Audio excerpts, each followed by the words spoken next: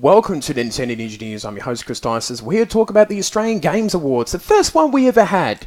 And that was on tonight, and I watched it on Twitch with about 1,200 people or more who came in to watch it.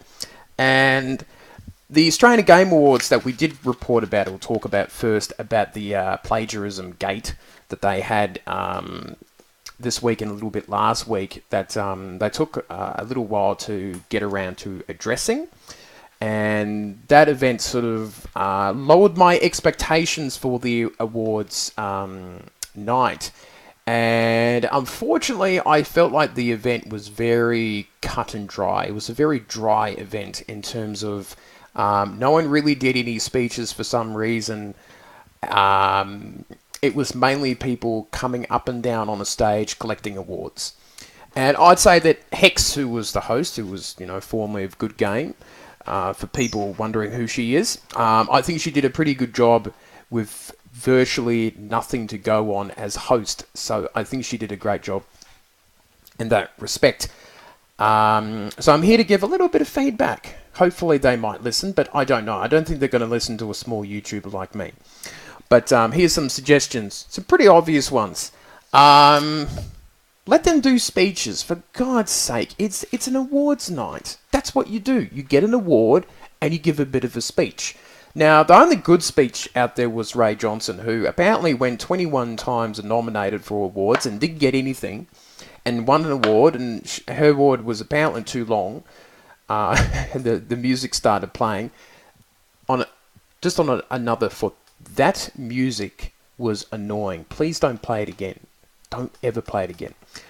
But back to Ray Johnson. Yes, she won Journalist of the Year, which was fantastic. And she deserves it after being nominated 21 times.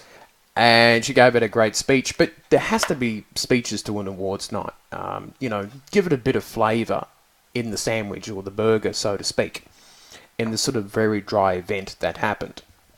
And ironically, the next award, she won that one as well, which was funny. I think she won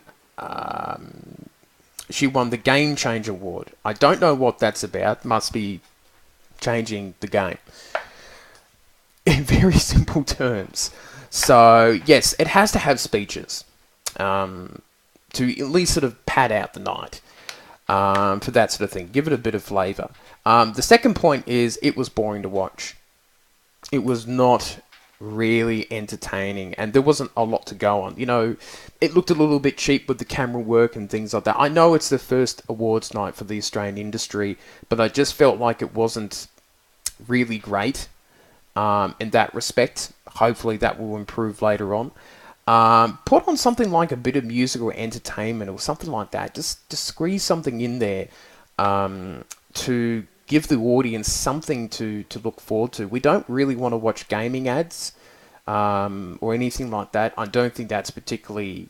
I know you've got to pay for things for this awards night to happen, but at least have some sort of music entertainment. There's bands and groups that actually do video game music. We had some at the GammaCon, which is a Canberra pop culture convention, which were pretty cool. And you could have invited them along, but no, you decided to have a dry event, which was not very cool. The next suggestion is cut out the useless awards. And what I mean by useless awards, let's look at the... try not to laugh here. The Controller and Accessories Brand of the Year Award. What exactly is that? Jesus Christ. Oh, no, let's cut out that. That's a silly award. And things like Play of the Year Award. What is this? Cut that one out too. Another one, Audio Brand of the Year. You could probably cut that one out as well. Organisation of the Year. Play of the Year is fine.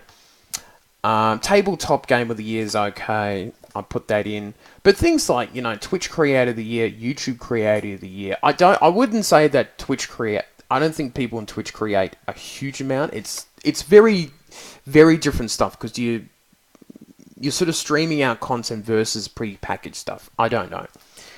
Maybe I'm a bit old-fashioned. Maybe because I'm a YouTuber, I'm biased about that. So that's something about that. Cut out the useless awards or try to merge some together, is what I'm saying. I think 30 awards is too much to hand out, and I think that made the event pretty boring. So I think that's something that needs to be done. We'll just tick these along as my suggestions I'm reading out. Probably the most important thing is please keep the awards to Australian devs. The game of the year was Red Dead Redemption 2. They're not Australian. Fortnite is not an Australian game. What's the other one that was... Tom Clancy's Rainbow Six Siege is not an Australian game. I know it was an esports title of the year, but it's not Australian. Octopath Traveler, as much as I loved seeing that game win, it's not an Australian game. Fortnite is not an Australian game. Become Human is not an Australian game. Call of Duty Black Ops 4 is not an Australian game. Forza Horizon 4 is not an Australian game. The Sim... Oh no, that's not even a game. Spiral Trilogy is not an Australian game. Do you notice the pattern how we're giving out awards to games that are not even Australian? I feel like I'm carrying on like Pauline Hanson here, but you know, give out the awards. If you're going to have a shooter of the year game, just have Australian devs as all the nominations. For you know, something like the mobile game of the year, have all Australian games as nominated. This is the Australian Games Awards. It's not the International Games Awards. It's not the Games Award that we just recently watched last week, or bit over a week ago. And I think that's what sort of killed the Australian flavour, was that a lot of the actual games a lot of awards that went to the games were not even Australian. It was fantastic to see Team Sherry take out Hollow Knight for the Australian Developed Game of the Year, but that's pretty much the only Australian branded game there was. There could have been great opportunities to highlight lots of different Australian devs from winning different awards in those categories. Unfortunately, for some reason, we wanted to export all the awards out. So I was pretty disappointed about that. They could have... And if you do want to highlight those international games, do what the ARIA Awards do, the Music Industry Awards. They have an International Artist Award that they hand out for, you know, international artists who's, you know, recognise them. They don't sort of litter all through the awards list with international acts. So they just have that one award for that, and the Australian Games Awards could have an International Games Award and a International Publisher Award or something like that. You know, put them in a separate category, and then you have all your Australian stuff that you highlight for that. Unfortunately, they did not do that. Another idea is that, you know, let's just say you have 6 nominations for the Australian Game of the Year. They could have made a 2 to 3 minute sort of montage package about each of those games being nominated. You know, talk to the devs about how they created the game, what their feelings on about being nominated, how long it took to make the game, the process, why they made that type of game, da-da-da-da-da. And they could have had those little packages shown off during the awards night.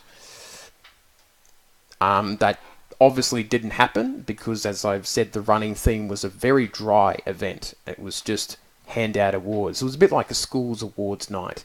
You know, the principal gets up and just hands out awards. And, you know, it was a bit like that. And I'm not being an ass, but I think that was a general feeling in the Twitch chat room, where a lot of people were quite bored. But I would say, and that's pretty much all my suggestions for now.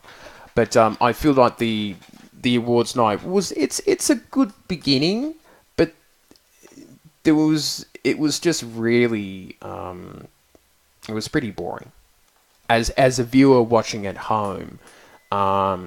And as I said, Hex did a very good job trying to keep the ball rolling and all that sort of stuff. Maybe because there was no speeches, because I had 30 awards to hand out in a short amount of time. And I think those awards should be cut down a fair bit, probably just chop out 10 and just keep it to an 18, 20 mark.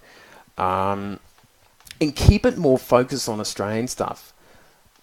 Red Dead Redemption 2 is not an Australian game, and I think that was pretty poor to be handing out awards to pretty much games overseas. I know I'm being, very Australian patriotic, but it is the Australian Games Awards. It's not the International Games Awards.